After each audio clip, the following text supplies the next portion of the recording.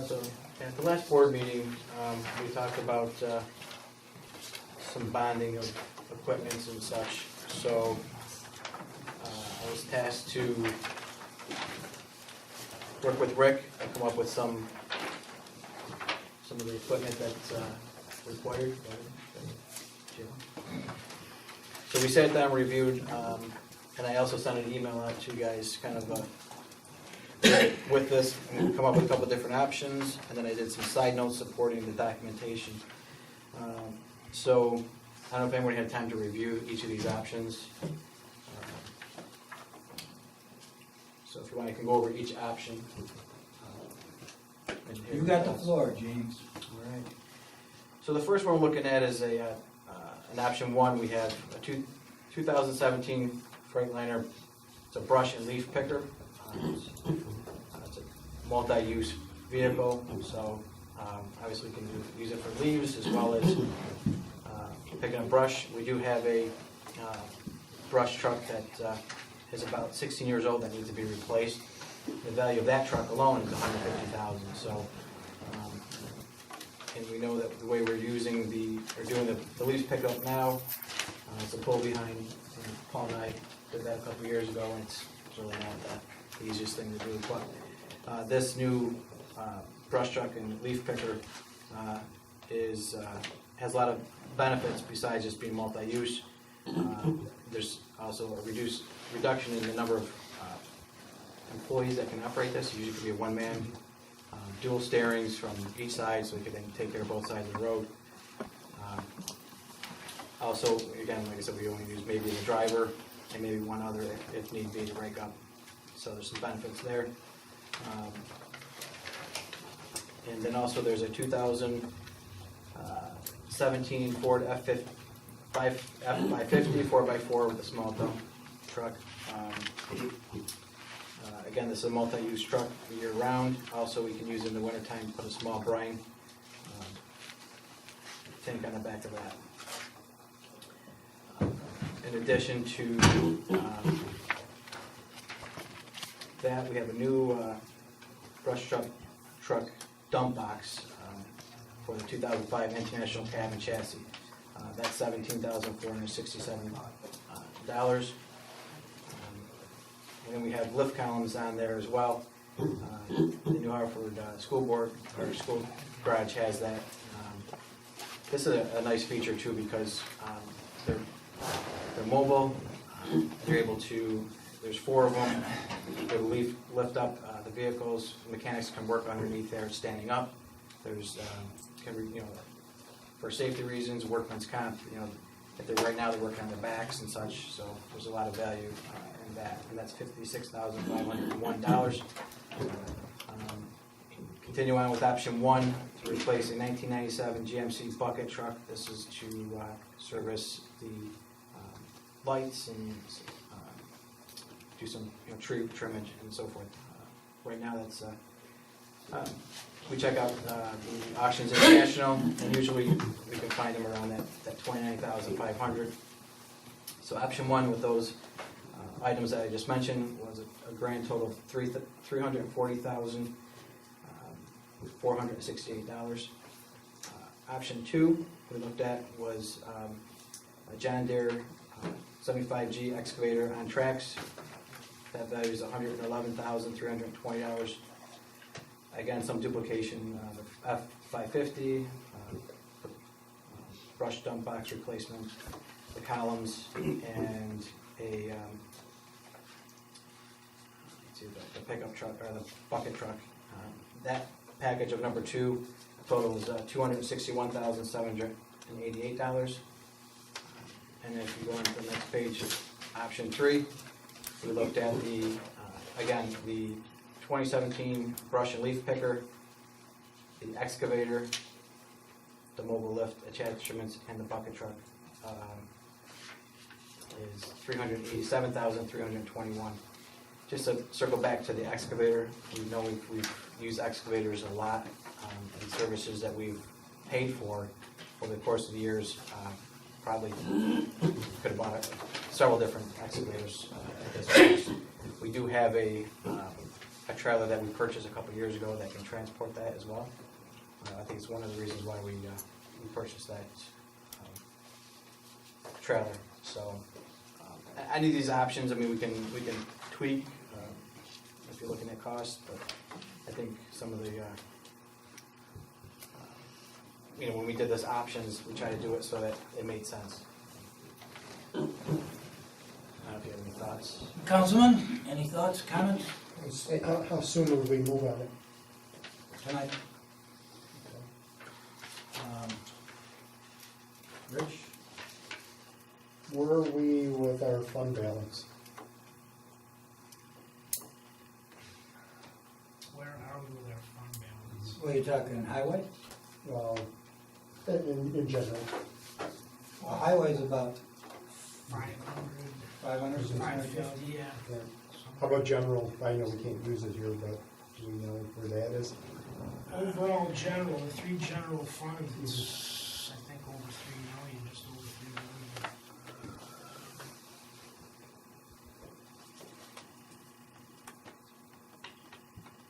On option 3, Rick, the only difference between option 1 and 3 is you've deleted the brush dump box Percent. for the 2005 International, right? Yes. And we included the excavator. Right, right. Just a question, you said the machine that we had is valued at 150 still? No, For the sits at about 150, I heard a machine that we have to upgrade it. no, if we Is had that to for- do a, yeah, if we need a new brush truck, it'd be about 150,000. Oh, okay, so you're It's saying 16 you years combine? old. Okay. Yeah, so I mean, it's, the 190 You really combined covers, it, I mean, it's a right. really good value. And we would put up, the auction that vehicle as well as one of the leaf collectors. Okay. And another question, the bucket truck, did you guys, Rick, did you look at a tow behind bucket system, or is that an actual truck with the bucket on it? That's a truck with a bucket on it like we have. Okay. And that one, that will not pass inspection, or is it? It's the boom in outriggers. That's The used. usually a utility vehicle. Yes. What is, and maybe I wasn't paying attention, the rotary mobile column lift with attachment, what is that again? Those are 4 units The that lift. lift up the truck, so the mechanics can, Okay, we can spray it down Right, and okay, keep the I life got of the vehicles as well. It's all remote control, it's pretty Right. cool. Yep. Bus garage has got one. Any other questions before we get to mine? Okay. Go ahead. Just going back to the bucket truck, Rick, do you think that if you got like a tow behind bucket, and then we could use it on any of the trucks and tow it if we need it in a situation? Like get like a 45 footer or something, if you want to also cut a tree, or, That's what our truck does. We use it for cutting trees. We cut all our trees unless they're by a house or by utility lines. but I'm saying, what do you think about the tow behind instead of actually having another truck, another vehicle that we got service? No, No? I think what we have does our job. We just missed a National Grid auction on Saturday, and we went to that, look and watch, and there's 2012 bucket trucks going for 15 grand with 80,000 miles on them. There's another auction coming up in August. The 29.5 is somebody who's already like rebuilt one that's been from the auction. So I can, if we went to the auction, we could get one probably half that cost. And that's all that, the one we have, it was an auction truck from National Grid. How many years did we get out of that one? Remember? It was purchased in '08, So we got about, Plus we use that. about 9 years out of it. We use it up the park. And we all the purchased it for time. Trees and stuff. 14,000. See, the tow behind system I was talking about, you already have the mechanicals of the actual bucket truck itself. You would have another vehicle, and then you could tow it on any machine at any given point. So in case this one here, say this breaks down, then you're out the bucket. How much is, do you know? You can get them under 25 grand, beautiful ones. Brand new. Yeah, brand new, with warranties and everything. That's why I like, you know, because you could get that for say 20 and change, and then just tow it with the F550 box, and then say you're using that truck for something else, you could tow it with anything. I mean, and they're pretty durable. I mean, I've used them for years. Yeah. They're nice. They're a nice machine. Paul, the other thing we do with this is traffic signals, like Kellogg and Oneida, that traffic signal, the ones that, we own almost all the traffic signals. Right. We get a bulb out or something like that, we go up, we put it down, we go right up, change that bulb and get out of there. I don't know, if we're towing something, it's quite long. Yeah, I mean, you could do the same with this. I mean, they're actually very easy to use. The legs just come down for stability, and the bucket goes up, and you can leave it actually, even while for connection, I mean, you're just talking about a tow hitch you're popping up. Okay. And then you could put cones around it. I'm just saying, you could buy a new machine with a good 5-year warranty, Okay. and the maintenance on them is very, very minimal. All right. As opposed to if we have a vehicle. Well, then you got maintenance of the vehicle, on top. and you can only use it with that vehicle. If your vehicle goes down, your boom's down. This year, you can tow it with anything. Mack truck, a pickup truck, an F-150, anything. So. And I mean, you could probably leave the number the same in here, and then those are definitely cheaper than that. And they're stable too. I mean, they got nice, you know. Anything else? And I had one more question on the F-550. Was that aluminum body, the new ones, or is that, Yes, huh? yes. Oh, it is, okay. Because I was gonna say with the brine, it'll make it last longer. That truck in the summertime is our catch basin, the Mason's truck, which they repair catch basins for Okay. that truck in the summertime. I'm all set. All set? I've got a couple of things. One is, I did a little analysis here on this excavator.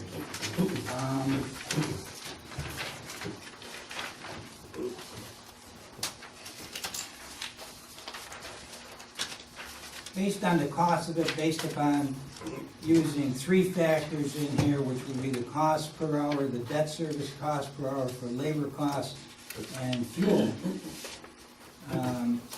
If we were to use this 400 hours a year, which I don't think will come close to it, that's 10 weeks of constant using 8 hours a day. The cost just for those 3 items would run $85.54. That's not including insurance, repairs and maintenance, etc. If you get closer to something that would be more realistic, you're looking at maybe 250 hours a year. And at that, you could see we're at $110.90 on costs, without insurance, without repairs and maintenance, and that's pretty close to what the bids were we got for going out for an independent contractor. Again, these were done quickly by me. I think if we were to include other costs, these costs would be higher. Personally, I'm not sure that for a 5-year period, which normally these big equipments are scheduled for useful life, we're going to get this much usage out of it. If there's 1 year that we don't use it, now all of a sudden these costs go up. The nice thing about hiring out is that if you don't have the work, you don't hire it out. On the other hand, if you buy it, you've got these costs, at least the debt service costs.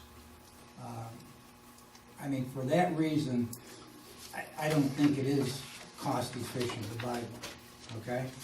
Second of all, with regards to any bonding, let me just bring up some things as to where we are. We don't really have anything dropping off of our debt schedule until 2022, okay? So basically, our debt is going to stay the same for the next however many years it is, 5 years or so.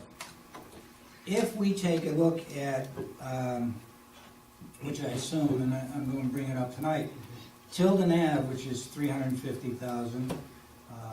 I've got a bond resolution here for Grange Hill of 900,000.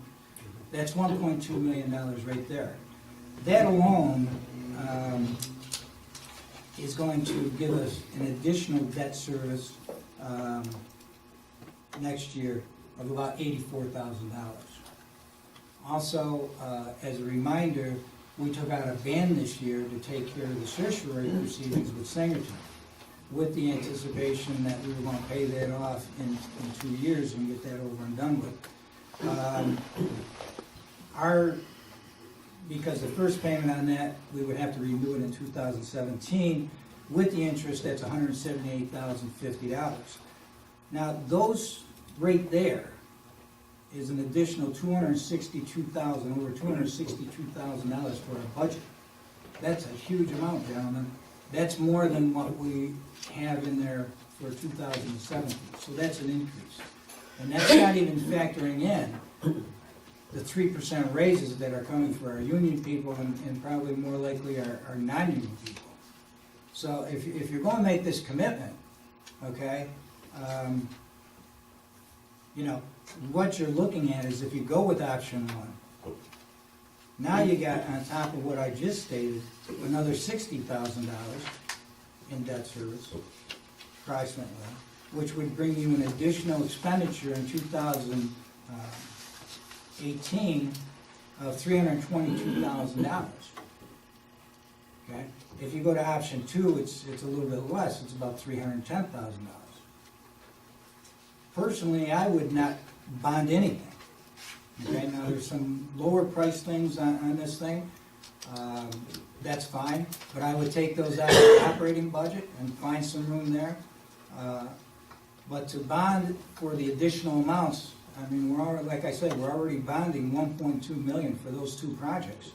And to bond anything else, I think puts us in a very precarious place when it comes to budgeting at the end of the year here. So personally, I would be against bonding for anything other than the two projects we've talked about so far.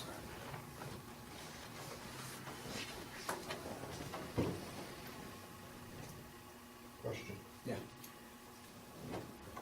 Because of the, we don't want, is it because we don't have? I'm sorry, Rich, I didn't. Okay. Is it because we don't have expenses dropping off? Is that a? Yeah, I don't know of any, well, we don't have any debt service dropping off, and I don't know of any expenditures that are going to be dropping off, because, I mean, it's not like we're dropping people or anything, Right. unless you could think of anything, Dan. But that's the big crux of it, that we don't have expenses coming off. Right. I mean, When I mean Jimmy, expenses before to you borrow, got here, and maybe yeah. even before Paul, Mhm. Dave, you and Rich, you know, we cut a lot in those first couple of years, Mhm. okay? 2011 budget, 2012 budget. Mhm. There's not much more. I mean, highway is short 3 or 4 guys. We're at least one short from what we used to be in the police department. And Parks is down 3 guys, 4 guys. You know, so I mean, I don't know where we cut, to be honest with you.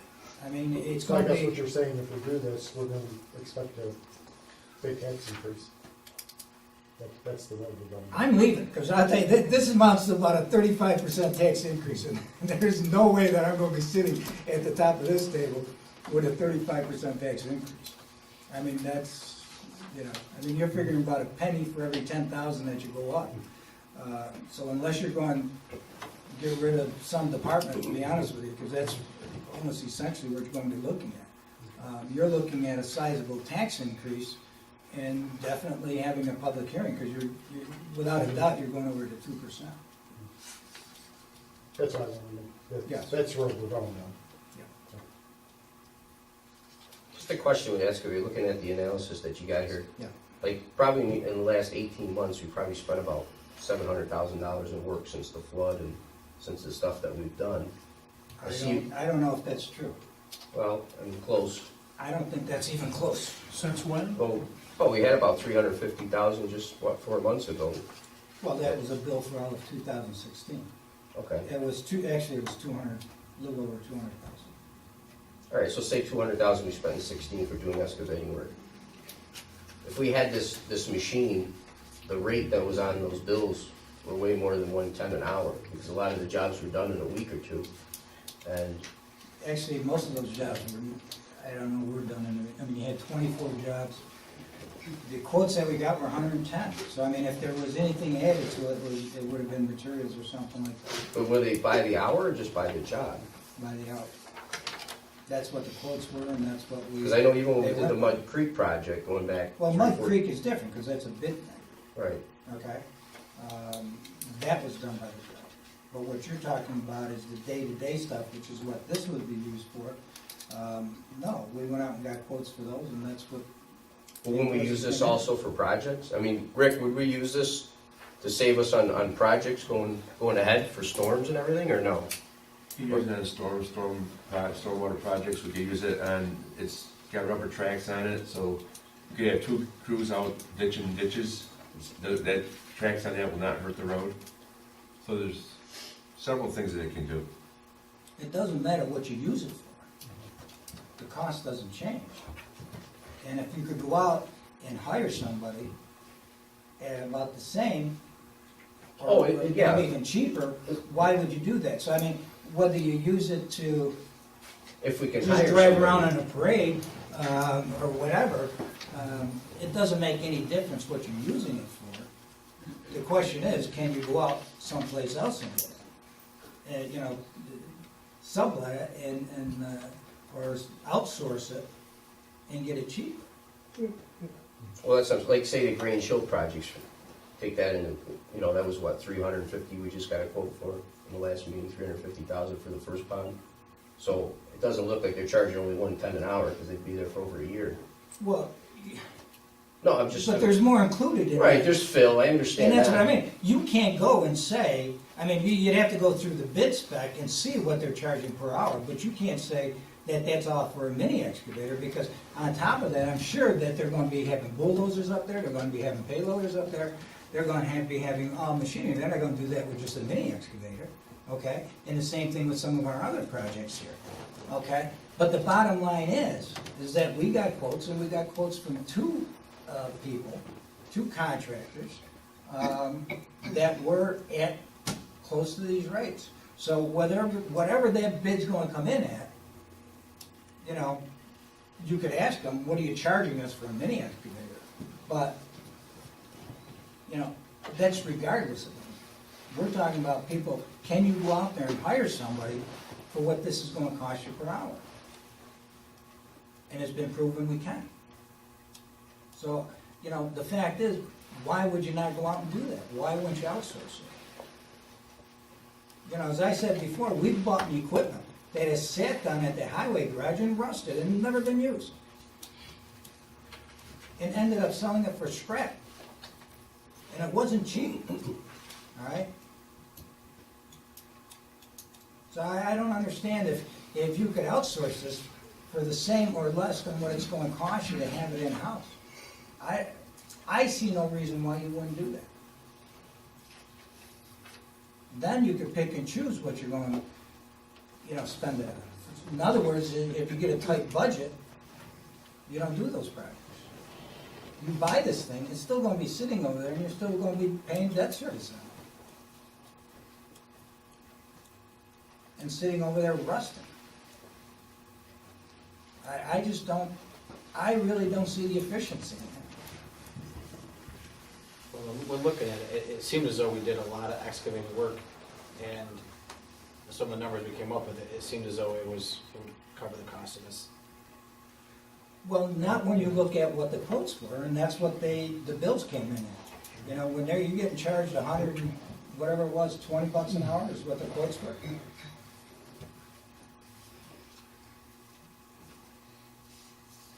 Your evaluation says it would pay for itself in a year or 2. No, it doesn't. Oh, his evaluation, oh, yeah. Based on the, you know, numbers I've seen with rent. But, you know, I know we outsource that, I mean, if, you know, we see the bills, and if that's the route we wanna go, that's the route you go. I mean, I understand the point where there might be some years we don't, but I think history has dictated that we're using this, we're getting an excavator or hiring out every year.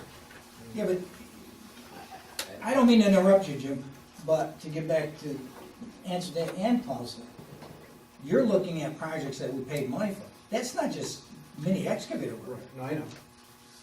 So you can't go strictly by what Mud Creek costs us or what any of these things cost us. Well, that was just an excavator, that's what I'm saying, that's why I put it to that, that was only an excavator, and I think, if I Well, there's believe me material. correctly, I think we trucked the dirt, we trucked the For stuff. Mud Creek? Yeah, we trucked some of the stuff that was over there, I didn't think we did, I thought it was. but I think we paid, we paid a good amount of money, I think it was definitely more than $110 an hour because it was a bid. So, we paid more in the long run. Right. But what I'm looking at is, we're not looking at big jobs here, because we're not going to do those on our own, okay? What we're looking at is the jobs that have come along during flooding and stuff like this that we need to take care of. And on those, and it's been proven, because we went out and got quotes on it, if you go out and get an hourly rate that includes, the man, the equipment, and everything else, for what you'd be paying here, and actually probably cheaper, because a lot of things aren't even factored in there. I mean, repairs and maintenance aren't factored in there, insurance isn't factored in there, 3% wage increases aren't factored in there, increases for health insurance, et cetera, aren't factored in there. To me, it's a no-brainer. If you could go out and sub it out, why would you buy it? It just doesn't make any sense. What do you think, Rick? What do you mean, what do I think? What do you think about the whole, you use it every day, There's jobs that we can't get in to do with what we have. The grade all has wheels on it, and it won't go off the road. The backhoe does some of our work, our driveway work, stuff like that, pipes, things like that, but when you get off the road, we can't. You need tracks, we don't have tracks, that's why everything is quoted, get quotes and go out with the quotes to get it done. Emergency sewer lines repair. Again, if they're out in the backyard, so wherever on our right-of-ways, the two machines that we have don't go off-road, really.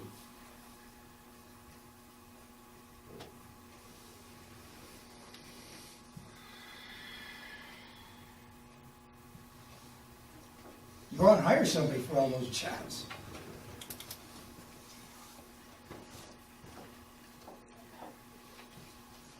The excavator side, because we're just spinning our wheels, the brush and leaf picker, again, I think that's a necessity. We all get calls that leaves aren't being picked up, wherever it's a late drop of leaves and so forth. This here is more state-of-the-art, has the safety issues, we collect a little more than the pull behind units and so forth. We'll go around on this one now, because I think we should come to, more advanced technology, and what we're doing now is antiquated. I think it'd be nice to have, Jim. I agree with you, I agree with Rick. Okay? I like to be driving around in the top of the line Mercedes, But when you can't afford it, you can't afford it, okay? And I don't think we could afford it. I think what this board should be looking at is building up some type of equipment reserve so that we're not always looking at this big bonding, okay? We've been buying machinery here for the last 4 or 5 years, trucks, everything. That's good, okay? But at some point, you can't just keep building that up. Or are we spending the money fixing what we have, too, all the time? What are we fixing? It's all brand new. No, the What do leaf we got over there that the we're leaf fixing? machines, the leaf machines and stuff are always having Those we issues. just bought 4 or 5 years ago. We bought 3, 4 of them, Dave. How many did we buy back? All brand new. Leaf fix. for? Well, they weren't brand new, the ones we were using. They probably gave you the old one. They probably did. You don't know what the hell you're doing, give them the old one. Anyway, Well, as Ian said, we do have some of our reserve that we could look at. oh no, no. The last time you did that, you were $500,000 in the hole, Rich, remember? We're not gonna start eating away at our fund balance.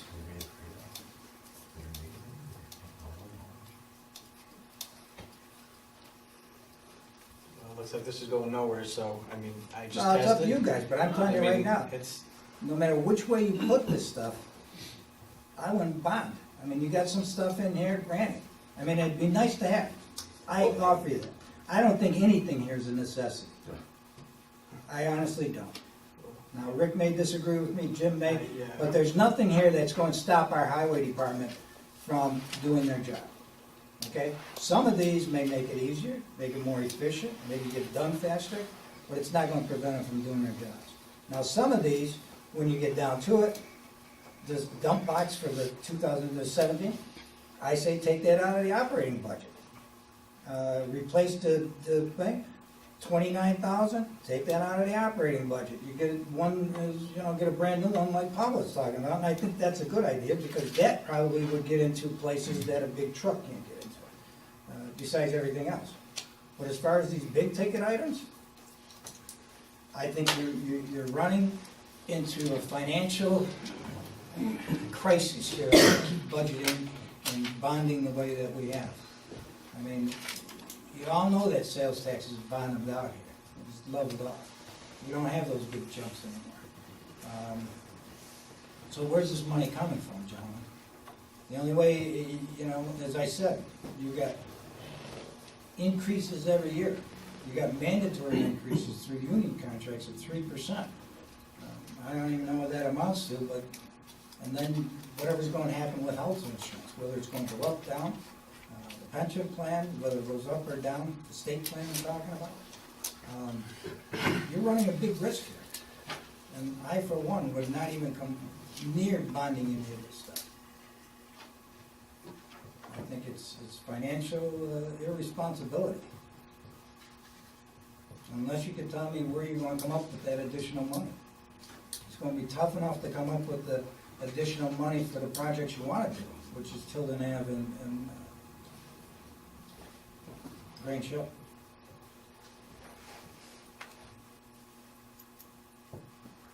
Well, I know Jim and Rick have put a lot of time into this. And I'm wondering if we can't take this back, revisit it with Pat's input, and see where we go from there. I'm open to that.